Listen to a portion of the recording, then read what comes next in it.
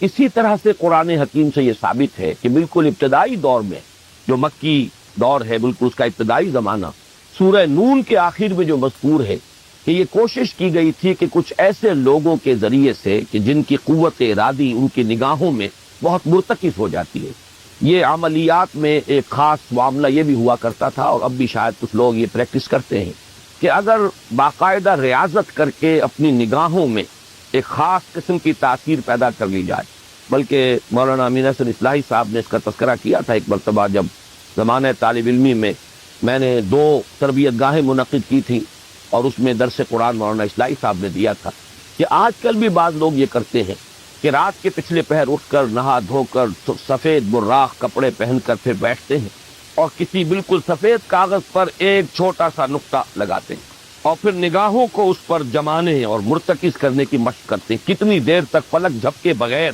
آپ اس نقطے کو دیکھ سکتے ہیں۔ اگر یہ مشق کی جائے، یہ ایکسرسائز کی جائے، یہ ریاضت کی جائے تو آنکھوں میں ایک ایسی چمک پیدا ہو جاتی ہے کہ اگر گھور کر کسی کو دیکھا جائے تو اس کی قوت ارادی کو آپ مطمئن کر سکتے ہیں، وہ ایک دم دبا ہوا محسوس کرے گا اور آپ کا غلبہ اس کے اوپر ہو جائے گا نفسیاتی اعتبار سے۔ اسی طریقے کا کوئی عمل تھا جو نبی اکرم صلی اللہ علیہ وسلم پر بھی آزمایا گیا۔ لَيَزْلَقُونَكَ یہ آیا ہے سورہ نون کے آخر میں، بِأَبْصَارِهِمْ لَمَّا سَمِعُوا الذِّكْرَ، یہ لوگ چاہتے ہیں کہ اپنی نگاہوں کے ذریعے سے آپ کو پھسلا دیں، آپ کے قدم ڈگمگا دیں، آپ کی قوت ارادی کو کچل دیں۔ لما سمعوا الذکر ویقولون انہ لمجنون، اس وقت کے سورہ نون کے آغاز میں بھی آیا ہے تذکرہ کہ حضور کو کہا گیا کہ آپ کو جنون کا کوئی عارضہ ہو گیا ہے یا آپ پر کوئی آسیب آ گیا ہے، اور آخری آیت بھی جو ہے وہ آخری حصے میں پھر اسی کا یاد آ ہے۔ وَإِنَّهُمْ لَيُزْلِقُونَكَ بِأَبْصَارِهِمْ لَمَّا سَمِعُوا الذِّكْرَ وَيَقُولُونَ إِنَّهُ لَمَجْنُونٌ وَمِن شَرِّ حَاسِدٍ إِذَا حَسَدَ، اور حسد کرنے والے کے حسد سے جبکہ وہ حسد کرے۔ اب حسد کے ساتھ ہی نوٹ کر لیجئے، اگرچہ یہاں تو مذکور نہیں ہے، یہ نظر کا لگ جانا، عین العین حق، بعض روایات میں آیا حضور نے فرمایا اس کے اندر اثر ہے۔ انسان کسی حاسدانہ نگاہ کے ساتھ کسی پر نگاہ ڈالتا ہے، اس میں زہر ہے، یہ نگاہیں مسموم ہیں، اس میں زہر ہے موجود، سمی اثرات ہیں اور اس کے اثرات کو پڑتے ہیں۔ اور یہ جیسا کہ میں عرض کر رہا تھا کہ جدید دور میں جادو کے لیے بھی مثلاً حضور کے بالوں کی ضرورت پڑی، اور یہ جینیٹکس کے حوالے سے اور جینز کے حوالے سے بات آج سمجھ میں آ جائے گی، اس لیے کہ جن ارواح خبیثہ کے ذریعے سے آپ کو کام لینا ہے وہ جادو تو وہاں پڑا ہوا ہے اس کنویں کے اندر، وہ جو بھی تاثرات ہیں انہیں تلاش کرنا ہے، ان اثرات کو اس شخص معین کو، جس شخص معین پر جادو کرنا مقصود ہے، اور اس کے وجود کا کوئی جز جس کے کہ وہی جینز ہوں گے کہ جو ان کے اپنے وجود کے ہیں، ان کے حوالے سے گویا کہ یہ ایک راستہ ہے، یہ اس کی آئیڈینٹیفیکیشن کا ایک ذریعہ ہے۔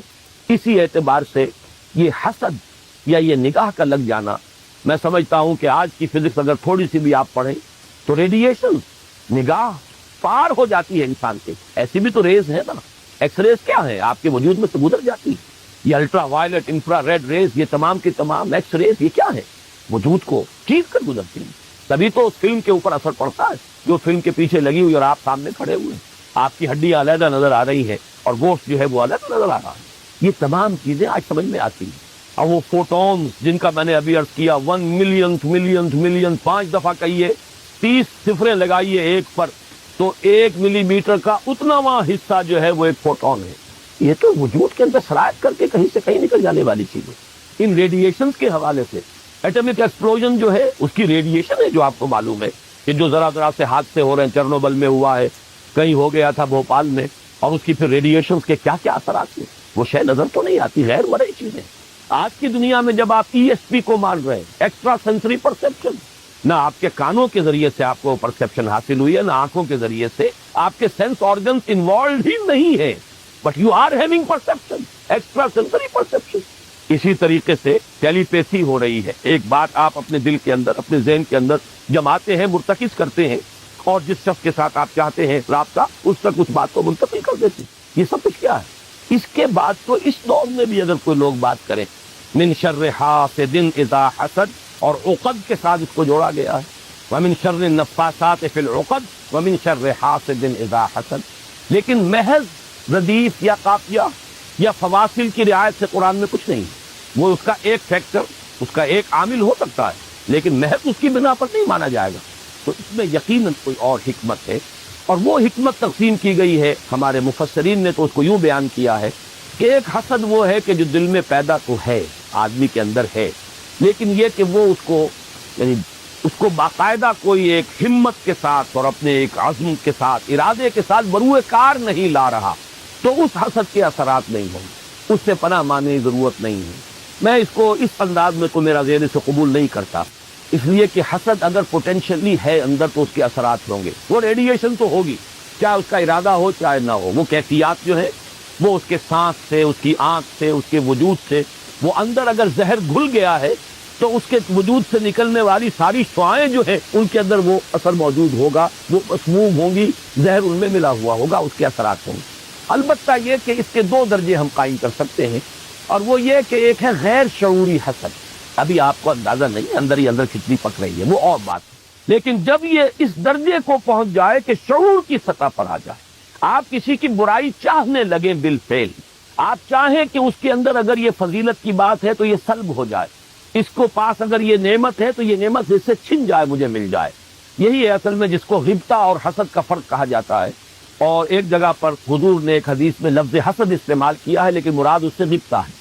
لا حسد الا فی اثنین، کوئی حسد نہیں کیا جانا چاہیے سوائے دو اشخاص سے، ایک وہ جسے اللہ نے علم دیا ہے اور وہ علم پھیلا رہا ہے، تو اس سے بھی اگر حسد پیدا ہو جائے تو کوئی بری بات نہیں، کوئی اچھی بات ہی ہے، اور ایک یہ کہ کسی کو اگر دولت دی ہے، وہ دولت پھیلا رہا ہے اور عام کر رہا ہے، لوگوں کو اس کے خلق کے لیے خرچ کر رہا ہے، تو اس سے بھی حسد۔ لیکن یہاں حسد غبطہ کے معنی میں، غبطہ یہ ہے کہ کسی میں کوئی خیر آپ کو نظر آئے تو آپ اللہ سے دعا کریں پروردگار مجھے بھی یہ خیر عطا کر دے، یہ غبطہ ہے۔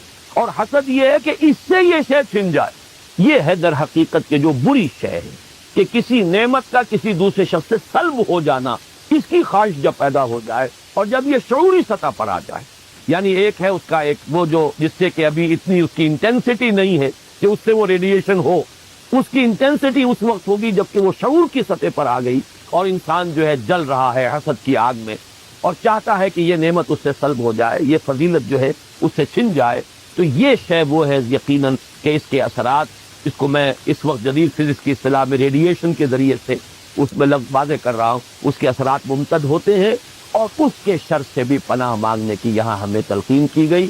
تلقین محمد الرسول اللہ صلی اللہ علیہ وسلم کو ہوئی اور آپ کی وساطت سے ہم سب کو ہو رہی ہے۔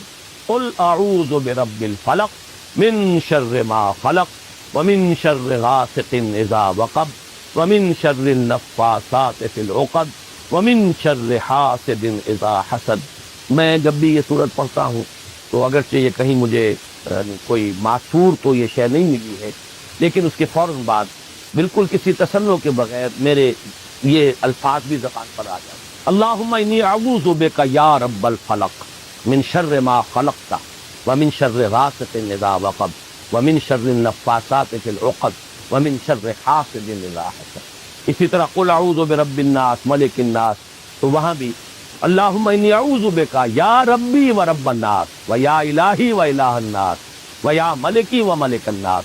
تو اس طریقے سے گویا کہ اس لفظ قل، اسی طرح سے قرآن حکیم سے یہ ثابت ہے کہ بالکل ابتدائی دور میں جو مکی دور ہے، بالکل اس کا ابتدائی زمانہ، سورہ نون کے آخر میں جو مذکور ہے کہ یہ کوشش کی گئی تھی کہ کچھ ایسے لوگوں کے ذریعے سے کہ جن کی قوت ارادی ان کی نگاہوں میں بہت مرتکز ہو جاتی ہے، یہ عملیات میں ایک خاص معاملہ یہ بھی ہوا کرتا تھا، اور اب بھی شاید کچھ لوگ یہ پریکٹس کرتے ہیں کہ اگر باقاعدہ ریاضت کر کے اپنی نگاہوں میں ایک خاص قسم کی تاثیر پیدا کر لی جائے، بلکہ مولانا امین حسن اصلاحی صاحب نے اس کا تذکرہ کیا تھا ایک مرتبہ جب زمانہ طالب علمی میں میں نے 2 تربیت گاہیں منعقد کی تھیں، اور اس میں درس قرآن مولانا اصلاحی صاحب نے دیا تھا کہ آج کل بھی بعض لوگ یہ کرتے ہیں کہ رات کے پچھلے پہر اٹھ کر نہا دھو کر سفید براق کپڑے پہن کر پھر بیٹھتے ہیں اور کسی بالکل سفید کاغذ پر ایک چھوٹا سا نقطہ لگاتے ہیں اور پھر نگاہوں کو اس پر جمانے اور مرتکز کرنے کی مشق کرتے ہیں، کتنی دیر تک پلک جھپکے بغیر آپ اس نقطے کو دیکھ سکتے ہیں۔ اگر یہ مشق کی جائے، یہ ایکسرسائز کی جائے، یہ ریاضت کی جائے تو آنکھوں میں ایک ایسی چمک پیدا ہو جاتی ہے کہ اگر گھور کر کسی کو دیکھا جائے تو اس کی قوت ارادی کو آپ مطمئن کر سکتے ہیں، وہ ایک دم دبا ہوا محسوس کرے گا اور آپ کا غلبہ اس کے اوپر ہو جائے گا نفسیاتی اعتبار۔ اسی طریقے کا کوئی عمل تھا جو نبی اکرم صلی اللہ علیہ وسلم پر بھی آزمایا گیا۔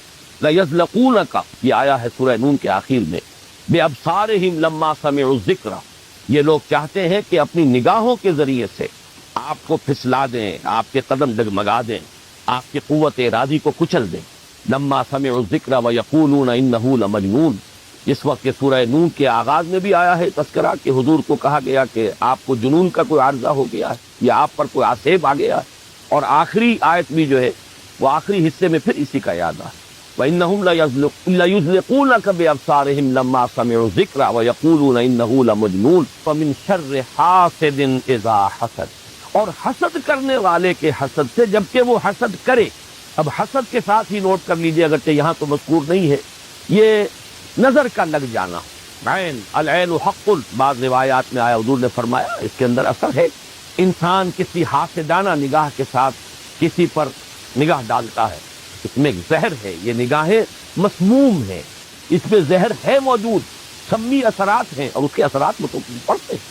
اور یہ جیسا کہ میں عرض کر رہا تھا کہ جدید دور میں جادو کے لیے بھی مثلاً حضور کے بالوں کی ضرورت پڑی، اور یہ جینیٹکس کے حوالے سے اور جینز کے حوالے سے بات آج سمجھ میں آ جائے گی، اس لیے کہ جن ارواح خبیثہ کے ذریعے سے آپ کو کام لینا ہے، وہ جادو تو وہاں پڑا ہوا ہے اس کنویں کے اندر، وہ جو بھی تاثرات ہیں انہیں تلاش کرنا ہے، ان اثرات کو اس شخص معین کو، جس شخص معین پر جادو کرنا مقصود ہے، اور اس کے وجود کا کوئی جز جس کے کہ وہی جینز ہوں گے کہ جو ان کے اپنے وجود کے ہیں، ان کے حوالے سے گویا کہ یہ ایک راستہ ہے، یہ اس کی آئیڈینٹیفیکیشن کا ایک ذریعہ ہے۔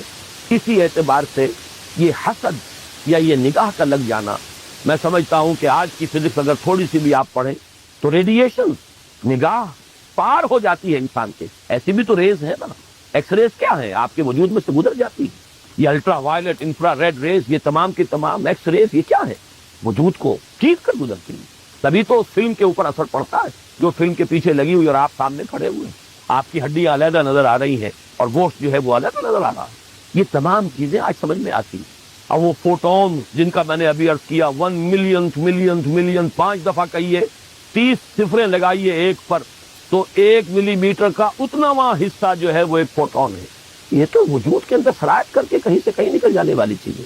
ان ریڈیشنز کے حوالے سے ایٹمک ایکسپلوژن جو ہے اس کی ریڈیشن ہے، جو آپ کو معلوم ہے کہ جو ذرا ذرا سے حادثے ہو رہے ہیں، چرنوبل میں ہوا ہے، کہیں ہو گیا تھا بھوپال میں، اور اس کی پھر ریڈیشنز کے کیا کیا اثرات ہیں، وہ شے نظر تو نہیں آتی، غیر مرئی چیزیں۔ آج کی دنیا میں جب آپ ESP کو مان رہے ہیں، ایکسٹرا سینسری پرسیپشن، نہ آپ کے کانوں کے ذریعے سے آپ کو پرسیپشن حاصل ہوئی ہے، نہ آنکھوں کے ذریعے سے، آپ کے سینس آرگنز انوالوڈ ہی نہیں ہے، but you are having perception, extra sensory perception. اسی طریقے سے ٹیلی پیسی ہو رہی ہے، ایک بات آپ اپنے دل کے اندر، اپنے ذہن کے اندر جماتے ہیں، مرتکز کرتے ہیں، اور جس شخص کے ساتھ آپ چاہتے ہیں رابطہ، اس تک اس بات کو منتقل کر دیتے ہیں۔ یہ سب کچھ کیا ہے؟ اس کے بعد تو اس دور میں بھی اگر کوئی لوگ بات کریں، من شر حاسد اذا حسد، اور عقد کے ساتھ اس کو جوڑا گیا ہے، ومن شر النفاثات فی العقد ومن شر حاسد اذا حسد، لیکن محض ردیف یا قافیہ یا فواصل کی رعایت سے قرآن میں کچھ نہیں، وہ اس کا ایک فیکٹر، اس کا ایک عامل ہو سکتا ہے، لیکن محض اس کی بنا پر نہیں مانا جائے گا۔ تو اس میں یقیناً کوئی اور حکمت ہے، اور وہ حکمت تقسیم کی گئی ہے، ہمارے مفسرین نے تو اس کو یوں بیان کیا ہے کہ ایک حسد وہ ہے کہ جو دل میں پیدا تو ہے، آدمی کے اندر ہے، لیکن یہ کہ وہ اس کو یعنی اس کو باقاعدہ کوئی ایک ہمت کے ساتھ اور اپنے ایک عزم کے ساتھ، ارادے کے ساتھ بروئے کار نہیں لا رہا، تو اس حسد کے اثرات نہیں ہوں گے، اس سے پناہ ماننے کی ضرورت نہیں ہے۔ میں اس کو اس انداز میں تو میرا ذہن سے قبول نہیں کرتا، اس لیے کہ حسد اگر پوٹینشلی ہے اندر تو اس کے اثرات ہوں گے، وہ ریڈیشن تو ہوگی، چاہے اس کا ارادہ ہو چاہے نہ ہو، وہ کیفیات جو ہے وہ اس کے سانس سے، اس کی آنکھ سے، اس کے وجود سے، وہ اندر اگر زہر گھل گیا ہے تو اس کے وجود سے نکلنے والی ساری شعاعیں جو ہیں ان کے اندر وہ اثر موجود ہوگا، وہ مسموم ہوں گی، زہر ان میں ملا ہوا ہوگا، اس کے اثرات ہوں گے۔ البتہ یہ کہ اس کے 2 درجے ہم قائم کر سکتے ہیں، اور وہ یہ کہ ایک ہے غیر شعوری حسد، ابھی آپ کو اندازہ نہیں اندر ہی اندر کتنی پک رہی ہے، وہ اور بات، لیکن جب یہ اس درجے کو پہنچ جائے کہ شعور کی سطح پر آ جائے، آپ کسی کی برائی چاہنے لگے بالفعل، آپ چاہیں کہ اس کے اندر اگر یہ فضیلت کی بات ہے تو یہ سلب ہو جائے، اس کو پاس اگر یہ نعمت ہے تو یہ نعمت اس سے چھن جائے، مجھے مل جائے، یہی ہے اصل میں جس کو غبطہ اور حسد کا فرق کہا جاتا ہے۔ اور ایک جگہ پر حضور نے ایک حدیث میں لفظ حسد استعمال کیا ہے، لیکن مراد اس سے غبطہ ہے۔ لا حسد الا فی اثنین، کوئی حسد نہیں کیا جانا چاہیے سوائے دو اشخاص سے۔ ایک وہ جسے اللہ نے علم دیا ہے اور وہ علم پھیلا رہا ہے، تو اس سے بھی اگر حسد پیدا ہو جائے تو کوئی بری بات نہیں، کوئی اچھی بات ہی ہے۔ اور ایک یہ کہ کسی کو اگر دولت دی ہے اور وہ دولت پھیلا رہا ہے اور عام کر رہا ہے، لوگوں کو اس کے خلق کے لیے خرچ کر رہا ہے، تو اس سے بھی حسد۔ لیکن یہاں حسد غبطہ کے معنی میں، غبطہ یہ ہے کہ کسی میں کوئی خیر آپ کو نظر آئے تو آپ اللہ سے دعا کریں پروردگار مجھے بھی یہ خیر عطا کر دے، یہ غبطہ ہے۔ اور حسد یہ ہے کہ اس سے یہ شے چھن جائے، یہ ہے در حقیقت کے جو بری شے ہے کہ کسی نعمت کا کسی دوسرے شخص سے سلب ہو جانا، اس کی خواہش جب پیدا ہو جائے اور جب یہ شعوری سطح پر آ جائے۔ قل اعوذ برب الفلق من شر ما خلق ومن شر غاسق اذا وقب ومن شر النفاثات فی العقد ومن شر حاسد اذا حسد۔ اگر کوئی باغبان یا کوئی اور کھیتی کرنے والا جو ایک پودا لگاتا ہے، کوئی فصل ہے اس کا، کوئی ایک جو ہے بیج یا دانہ پھوٹا ہے، اب یہ جو پودا ہے باغبان یہ چاہتا ہے یہ پروان چڑھے، پھلے پھولے، اسے کوئی گدن نہ پہنچے، کوئی نقصان نہ ہو، اس کی حفاظت کا بندوبست کرے گا تاکہ جس کام کے لیے یہ پودا لگایا وہ مقصد حاصل ہو۔ پودا تو مقصود نہیں ہے، مقصود تو اگر آم کا پودا ہے تو آم کا پھل اس سے حاصل کرنا مقصود ہے۔ تو چار قسم کی اس کے اوپر آفات آ سکتی۔ پہلی آفت مثلاً حیوانات، جو سبزی خور حیوان ہے وہ اسے کھا نہ جائے، لہذا کوئی جالا آپ اس کے گرد جالی لگاتے ہیں، کوئی باڑ لگاتے ہیں، اس سے بچاتے ہیں۔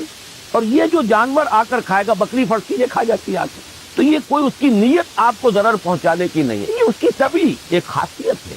حضور نے بھی اصل فرشتہ اپنی اصل ملک کی شکل میں صرف 2 دفعہ دیکھا ہے، ورنہ تو انسانی شکل میں آتا تھا یا نظر ہی نہیں آتا تھا۔ 2 باتیں تھی، وہی ہو جاتی تھی، نظر کوئی نہیں آتا تھا، یا انسانی شکل میں نظر آیا۔ اصل ملک کی شکل میں حضرت جبرائیل کو 2 مرتبہ دیکھا۔ وَلَقَدْ رَآهُ بِالْأُفُقِ الْمُبِينِ وَلَقَدْ رَآهُ نَزْلَةً أُخْرَى عِنْدَ سِدْرَةِ الْمُنْتَهَى، ایک مرتبہ افق مبین پر دیکھا، ایک مرتبہ سدرۃ المنتہا کے پاس جبرائیل اپنی اصل شکل میں ظاہر۔ اب ظاہر بات ہے ہم نے تو نہیں دیکھا نا، لیکن ہم مانتے ہیں جبرائیل کو، مانتے ہیں فرشتوں کو، نہیں مانیں گے کافر ہو جائیں گے۔ تو معلوم ہوا کہ قانونی ایمان جس پر دار و مدار ہے کفر اور اسلام کا، اس کا کل دار و مدار صرف قول پر ہے، ماننے پر ہے، اقرار باللسان پر ہے۔ یہ بات آپ نے سنی ہوگی، امام ابو حنیفہ کا قول ہے 100% درست کہ گناہ کبیرہ سے بھی انسان کافر نہیں ہوتا۔ کبیرہ گناہ ہے، شراب پی ہے، کافر نہیں ہے، حد لگا دو۔ حضرت عمر نے اپنے بیٹے پر حد جاری کی، ایک مرتبہ مصر میں حد جاری ہو چکی تھی، لیکن حضرت عمر کو احساس ہوا کہ وہاں شاید رعایت کی گئی ہوگی خلیفہ کے بیٹے پر حد جاری کرنے میں، لہذا پھر بلایا اپنے پاس اور دوبارہ حد جاری کرو، لیکن کافر نہیں ہوگا۔ اگر کسی سے زنا ہو گیا ہے، میں آپ کو واقعہ سنا چکا، غامدی خاتون، حد جاری ہو جائے گی، لیکن یہ کہ اس کو کافر نہیں کہہ سکتے۔ کافر کیا کہیں گے، میں تو سنا چکا آپ کو کہ ذرا کسی نے کہہ دیا بے حیا عورت تھی تو حضور نے کیسی ڈانٹ پلائی ہے، کتنا اس کا رتبہ بیان کیا ہے۔ اس نے تو وہ توبہ کی ہے کہ مگر مدینے کی پوری آبادی پر اس کو تقسیم کر دیا جائے تو سب کی نجات کے لیے کافی ہوگا۔ معلوم ہوا تکفیر اور ہے اور کسی کا فاسق و فاجر ہونا اور ہے، اس میں حد فاصل انسان کا اقرار۔ البتہ حقیقی ایمان، اب یہاں زمین و آسمان کا فرق آ جائے گا۔ ایمان دل میں اتر جائے تو کون نہیں جانتا کہ دل میں جو بات اتر جائے وہ عمل پر ضرور اثر انداز ہوتی ہے۔ یہ بات سیدھی سی ہے، دل میں یقین ہو عمل اس کے مطابق ہوگا۔ 2 اور 2 4 کی طرح مثالیں دے دوں آپ کو۔ آپ کو یقین ہے آگ جلاتی ہے، آپ ہاتھ ڈالتے ہیں اس میں، کیوں؟ یقین ہے کہ جلاتی ہے، لہذا کوئی شخص ہاتھ نہیں ڈالے گا، غلطی سے پڑ جائے تو پڑ جائے، جان بوجھ کے کون ڈالے۔ اچھا، میں بلکہ یہاں تک کہا کرتا ہوں کہ یقین تو بڑی دور کی شے، گمان بھی ہو، گمان، اس کا نتیجہ بھی عمل میں نکل آتا۔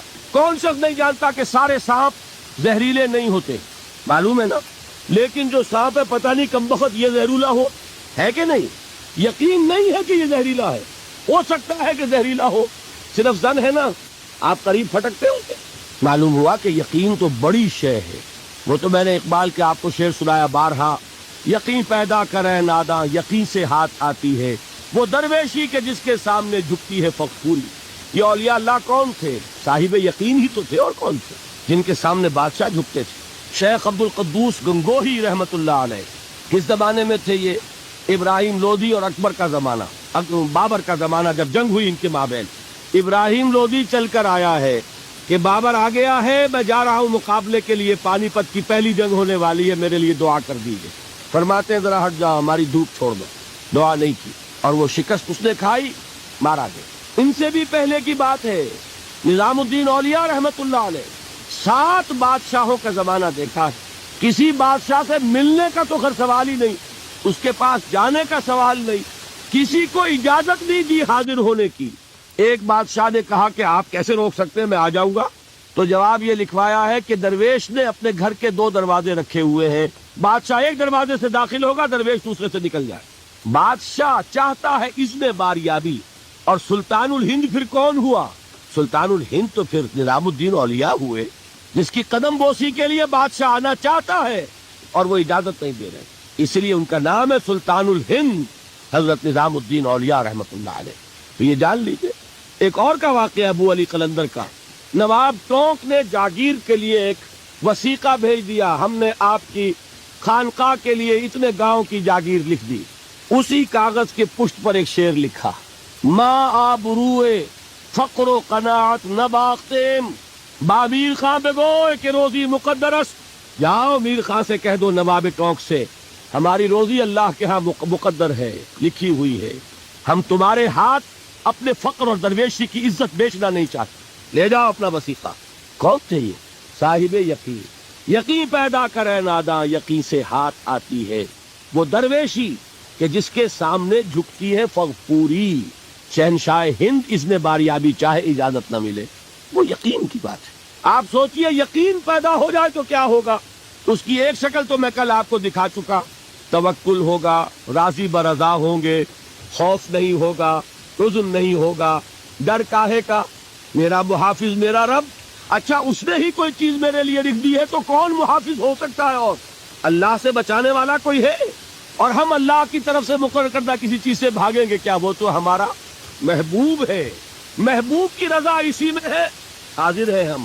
نہ شبد نصیب دشمن کے شبد ہلاک تیغت، سری دوستہ سلامت کے تو خنجر آزمائے۔ بتائیے کوئی خوف ہوگا، کوئی حزن ہوگا؟ الا ان اولیاء اللہ لا خوف علیہم ولا هم یحزنون۔ یہ ہے معاملہ ایک۔ دوسرا معاملہ یہ، کیا دل میں یہ یقین ہو کہ اللہ ہے اور مجھے دیکھ رہا ہے اور مجھے اس کے حضور میں حاضر ہونا ہے، پھر بھی آپ شراب پی سکیں گے؟ بتائیے، دل میں یقین ہو کہ اللہ مجھے دیکھ رہا ہے، آپ زنا کر سکیں گے، چوری کر سکیں گے؟ یہ یقین زائل ہوگا کسی وجہ سے، اس یقین پر غفلت کے کوئی پردے پڑ جائیں گے تو گناہ ہو سکتا ہے۔ یقین موجود ہو تو گناہ نہیں ہو سکتا۔ منطقی بات ہے کہ نہیں؟ میں مثال سے اور سمجھا دوں، اگر چوراہے پر کانسٹیبل کھڑا ہے، آپ نے دیکھ لیا، ساتھ ہی آپ نے دیکھا ایک کونے میں موٹر سائیکل لے کر تیار سارجنٹ بھی کھڑا ہے، آپ کی گاڑی صحیح جگہ آ کے رک جائے گی نا، 1 انچ آگے نہیں بڑھے گی۔ اور اگر آپ نے دیکھا کہ چوراہا خالی ہے، کوئی دیکھنے والا ہے نہیں، تو اچھے بھی دائیں بائیں دیکھ کے نکل جاتے ہیں کہ نہیں؟ صحیح بات کیجئے۔ آدمی اپنے آپ کو دھوکہ دیتا ہے، بھائی یہ سارے ٹریفک رولز بچاؤ کے لیے ہے نا، تو دور دور تک کوئی ٹریفک نہیں ہے، خامخواہ کھڑا رہوں میں یہاں کائے کے لیے؟ لیکن دور دور تک کوئی ٹریفک نہ ہو لیکن سارجنٹ کھڑا ہو، پھر آپ پابندی کریں گے کہ نہیں؟ حالانکہ اس کی کیا حیثیت ہے، کیا اس کی تنخواہ، کیا اس کی حیثیت، کیا اس کی اتھارٹی، کتنی وہ سزا دلوا دے گا؟ اول تو پاکستان میں تو 2-4 روپے سے وہی معاملہ طے ہو جائے گا، اس سے زیادہ کی بات ہی نہیں۔ لیکن یہ کہ وہیں آپ کی گاڑی آ کر رک جاتی، اگر یہ یقین ہو کہ اللہ ہے اور مجھے دیکھ رہا ہے تو کیا اس کا قانون توڑیں گے آپ؟ یقین والے ایمان کے ساتھ معصیت جمع نہیں ہو سکتی۔ قانونی ایمان کے ساتھ معصیت کے ڈھیر لگ سکتے ہیں، جیسے کہ ہمارے ہاں ہے لما تقولون ما لا تفعلون کبر مقتا عند اللہ ان تقولوا ما لا تفعلون۔ اے ایمان کے دعوے دارو، کیوں کہتے ہو جو کرتے نہیں؟ اللہ کے غضب کو بھڑکانے والی ہے یہ بات کہ تم کہو جو کہ کرتے نہیں۔ ہماری امت کی اکثریت کا حال یہی ہے کہ نہیں؟ یہ کیا بات ہے کہ قانونی ایمان ہے تو اس کے ساتھ معصیت کے انبار ہو، حقیقی ایمان ہو تو معصیت کا وجود ہو نہیں سکتا۔ اب اس پر حدیثیں سن لیجئے۔ نبی اکرم صلی اللہ علیہ وسلم نے ایک مرتبہ 3 دفعہ قسم کھائی، واللہ لا یؤمنو واللہ لا یؤمنو واللہ لا یؤمن، خدا کی قسم وہ شخص مومن نہیں، خدا کی قسم وہ شخص مومن نہیں، خدا کی قسم وہ شخص مومن نہیں۔ واقعہ یہ ہے کہ ہم تصور نہیں کر سکتے کہ صحابہ کیسے لرز گئے ہوں گے، کانپ اٹھے ہوں گے۔ کون وہ بدبخت ہے، کون وہ شقی ہے جس کے بارے میں اللہ کے رسول 3 دفعہ قسم کھا کر فرما رہے ہیں کہ وہ صاحب ایمان نہیں۔ قیل من یا رسول اللہ، کسی نے ڈرتے ڈرتے پوچھا ہوگا اے اللہ کے رسول کس کے بارے میں ارشاد فرما رہے ہیں؟ اب جواب سنیے، الذی لا یامن جارہ بوائقہ، وہ شخص کہ جس کی ایذا رسانی کی وجہ سے، جس کی بدخلقی کی وجہ سے اس کا پڑوسی امن میں نہیں۔ یہ کوئی گناہ کبیرہ ہے؟ آپ کی فہرست میں تو گناہ ہی نہیں، کبیرہ کیا سوال، صغیرہ بھی نہیں۔ زیادہ زیادہ آپ یہ کہیں گے کہ ذرا بد اخلاقی ہے، کج خلقی ہے، بس اچھا کردار کا معاملہ نہیں ہے، یہ کہیں گے، گناہ کی فہرست میں نہیں آئے گی بات۔ کبیرہ بہت بڑی شے ہے، لیکن اس پر اللہ کے رسول نے 3 دفعہ قسم کھائی، ایمان نہیں ہے، ہرگز نہیں ہے، خدا کی قسم نہیں۔ اب بتائیے ایمان اور عمل علیحدہ ہو جائیں گے کیا؟ یہ ہے مسئلہ جو امام بخاری کے سر پہ ہے۔ اور سنیے، فرمایا حضرت انس ابن مالک نے، یہ روایت جو میں نے آپ کو ابھی سنائی ہے یہ کوئی ایسی ویسی روایت نہیں ہے، متفق علیہ ہے، بخاری اور مسلم دونوں میں موجود، اس سے اونچا درجہ روایت کا ہے ہی نہیں۔ راوی کون؟ ابو ہریرہ رضی اللہ تعالی، ان کی والدہ لے کر حاضر ہو گئی، یہ بچہ حضور آپ کی خدمت میں رہے گا، آپ کی خدمت کرے گا، آپ کے پاس ہے، ٹھیک ہے۔ وہ حضور کے خادم خاص ہے، جیسے ذاتی کوئی ہوتا ہے معاملات میں مدد کرنے والا، خدمت کرنے والا، وہ ہے انس ابن مالک۔ چونکہ ان کا تعارف ہو گیا ہے رضی اللہ تعالیٰ عنہ، تو ایک بات پہلے اور سنا دوں، جو بچہ اپنے اس بچپن سے لے کر 9 برس کی عمر تھی جب آئے حضور کے پاس، انتقال کے وقت عمر کتنی ہوگی؟ 19 برس، 10 برس حضور کی خدمت میں رہے۔ پہلے تو حضور کے اخلاق کی جو گواہی وہ دے رہا ہے وہ اس کی زبان سے سنیے کہ میں 10 برس حضور کی خدمت میں رہا، کسی بات پر ڈانٹنا تو کجا، حضور نے کبھی مجھ سے یہ بھی نہیں فرمایا کہ اے انس تم نے وہ کام کیوں نہیں کیا۔ یہ ہے ایک آقا کی حیثیت سے محمد الرسول اللہ صلی اللہ علیہ وسلم کا اخلاق۔ اگر نہیں کیا خود کر لیا، کوئی ڈانٹ ڈپٹ نہیں، حالانکہ بچے ہیں، بچوں کو ویسے بھی ڈانٹ ڈپٹ دیا جاتا ہے، لیکن نہیں۔ اب ان صحابی کی ایک گواہی سنیے، قلما خطبنا رسول اللہ صلی اللہ علیہ وسلم الا قال، فرماتے ہیں کہ شاذ ہی کبھی ایسا ہوا ہوگا کہ حضور نے کبھی خطبہ ارشاد فرمایا ہو اور اس میں یہ الفاظ نہ ہو۔ الفاظ سمجھ رہے؟ جب بھی خطبہ دیتے تھے آپ یہ الفاظ ضرور فرماتے تھے، شاذ کبھی رہ جائے تو رہ جائے، قلما خطبنا رسول اللہ صلی اللہ علیہ وسلم الا قال، کیا فرمایا؟ لا ایمان لمن لا امانت لہ ولا دین لمن لا عہد لہ، جس شخص میں امانت داری نہیں اس کا کوئی ایمان نہیں، جس میں ایفاء عہد نہیں اس کا کوئی دین نہیں۔ بنا پھرتا ہو وہ دیندار، بنا پھرتا ہو وہ صاحب ایمان اور امتی حضور کا، امانت داری نہیں تو ایمان نہیں، ایفاء عہد نہیں تو دین۔ کس کا فرمان ہے؟ کسی آج کے زمانے کے مفتی کی بات نہ سمجھ لیجیے گا کہ جس کو آسانی سے آپ چاہیں تو رد کر دیں، یہ محمد الرسول اللہ صلی اللہ علیہ وسلم۔ اور سنیے پھر ایک متفق علیہ روایت بخاری اور مسلم کی، راوی پھر کون ہے؟ ابو ہریرہ رضی اللہ تعالیٰ فرماتے حضور نے ارشاد فرمایا، لا یزنی الزانی حین یزنی وہو مومن ولا یسرق السارق حین یسرق وہو مومن ولا یشرب الخمر حین یشرب وہو مومن، کوئی زانی حالت ایمان میں زنا نہیں کرتا۔ کیسے ممکن ہے؟ ایمان ہو ہو جائے، پھر وہ ایمان دھیلے کا ہوا، کیا قدر و قیمت اس ایمان کی؟ وہ تو اٹھا کر پھینک دینے کی چیز ہے۔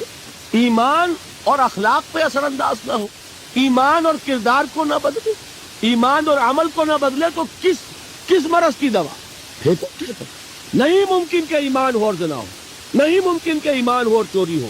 لا یسرق السارق حین یسرق وہو مومن، کوئی چور حالت ایمان میں چوری نہیں کرتا، کوئی شرابی حالت ایمان میں شراب نہیں پیتا۔ ولا یشرب الخمر حین یشرب وہو مومن، کوئی شراب پینے والا وہ مومن نہیں ہوتا جب وہ شراب پی رہا ہوتا، اس وقت اس کے دل سے ایمان نکل جاتا ہے۔ اب دیکھیے یہاں کیا میں نے کل بتایا تھا، مغالطے کیا ہو گئے؟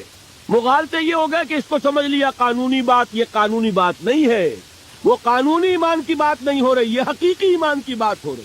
قانونی ایمان کی بات ہو تو یہ کافر ہو گیا، پھر کافر نہیں ہے۔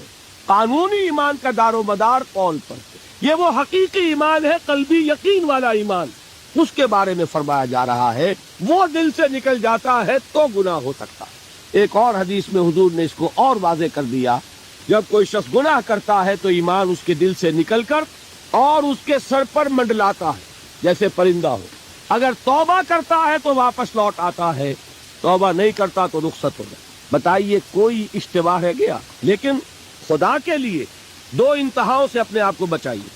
ایک انتہا یہ کہ اس حدیث کی بنا پر آپ کافر قرار دے دیں۔ یہ غلطی کس سے ہوئی؟ کل بتایا تھا بھائی، کس سے؟ خوارج سے۔ خوارج سے یہی غلطی ہوئی۔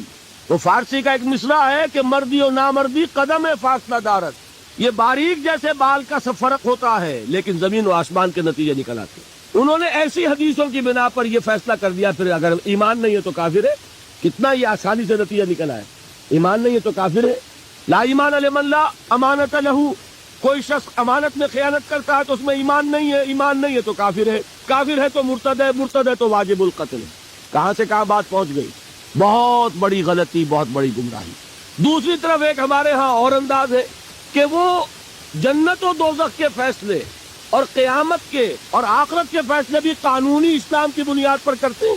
انہیں یہ سمجھ لینا چاہیے یہ قانونی اسلام دنیا میں مفید ہے، آخرت میں وہ یقین والا ایمان ہوگا تو مفید ہوگا۔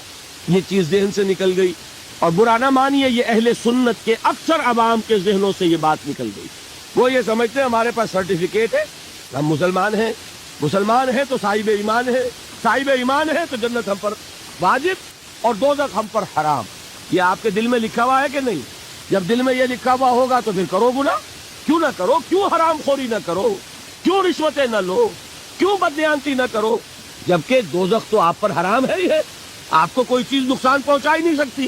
یہ مرجیہ کا عقیدہ تھا اصل میں، یہ دوسری انتہا تھی جو آج اہل سنت کے اکثر لوگوں کے دلوں میں بات بیٹھ گئی، عوام کے اندر جو ہلاک ہے۔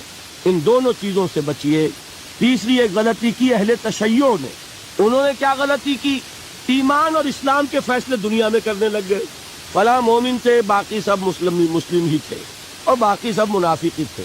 یہ فیصلہ کرنے کا کسی کو اختیار نہیں۔ دنیا میں فیصلہ صرف یہ ہوگا کہ کافر تھا یا مسلمان، چھٹی۔ تیسری کیٹیگری آپ طے نہیں کر سکتے، اس لیے کہ قانونی اصطلاحات یہی دو ہیں۔ سمجھ لیجئے ان باتوں کو، مجھے کوئی دھواں دھار تقریر نہیں کرنی، بات سمجھانی۔ دیکھیے قانونی سطح پر انسانوں کی تقسیمیں ہوں گی صرف دو، یا مسلم یا غیر مسلم، یہ ہے قانونی تقسیم۔ اب جو مسلم ہے وہ مومن بھی ہو سکتا ہے، وہ منافق بھی ہو سکتا ہے، بات سمجھ رہے؟ لیکن منافق کوئی قانونی اینٹی نہیں ہے۔ دنیا میں ہم کسی کو منافق نہیں کہہ سکتے۔ ہاں حضور کہہ سکتے تھے، حضور کو اللہ نے علم دیا تھا، لیکن حضور نے بھی ایسی پہرے داری کی ہے کہ کسی ایک شخص کے بارے میں بھی نہیں فرمایا کہ یہ منافق۔ یہاں تک کہ جس کے بارے میں علم نشرہ ہو چکا تھا، عبداللہ ابن ابی، اس کی بھی نماز جنازہ پڑھا دی کہ نہیں پڑھا دی؟ نماز جنازہ کافر کی پڑھی جاتی ہے یا مسلمان کی؟ اس کا مطلب ہے عبداللہ ابن ابی کو بھی حضور نے آخری وقت تک مسلمان تسلیم کیا۔ منافق جو بھی ہے وہ اپنے اندر ہے، اللہ کے ہاں جا کر کھلے گا۔ فار آل لیگل پرپسز اے منافق از اے مسلم۔ بات سمجھ میں آئی؟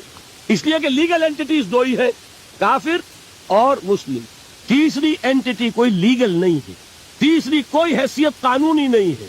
اب ایک جو مسلم ہے وہ مومن بھی ہو سکتا ہے، منافق بھی ہو سکتا ہے۔ اس کا فیصلہ کہاں ہوگا؟ اللہ کا۔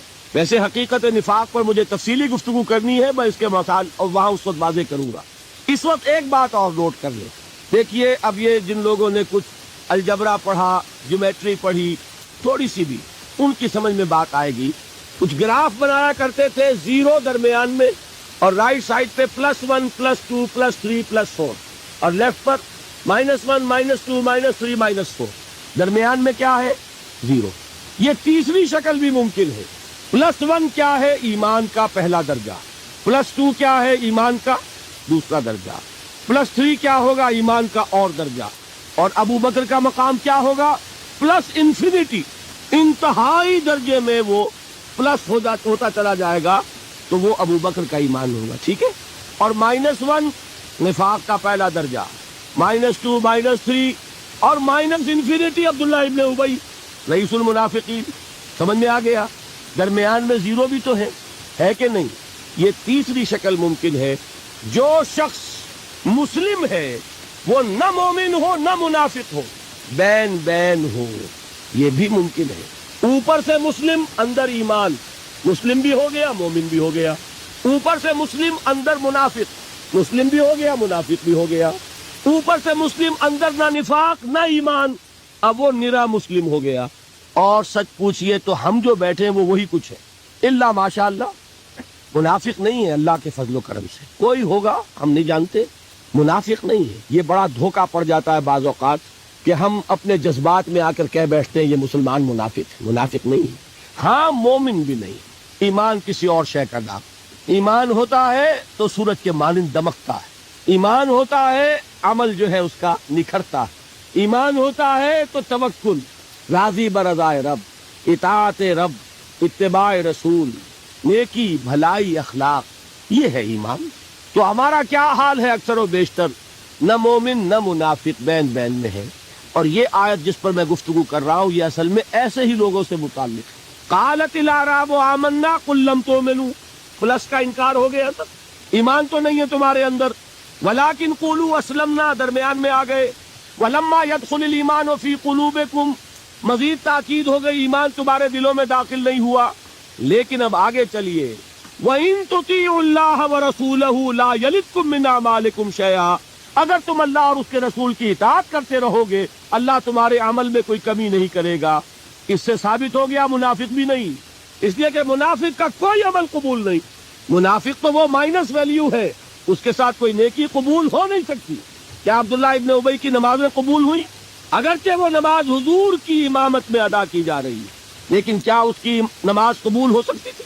وہ آپ کو یاد ہوگا واقعہ، جب مرا ہے وہ شخص رئیس المنافقین عبداللہ ابن ابی، اس کے بیٹے ہیں عبداللہ ابن ابی، وہ مومن صادق، نوجوان نہایت صالح۔ اب ایک سعادت میں بیٹے کو تو باپ سے محبت ہوگی کہ نہیں ہوگی؟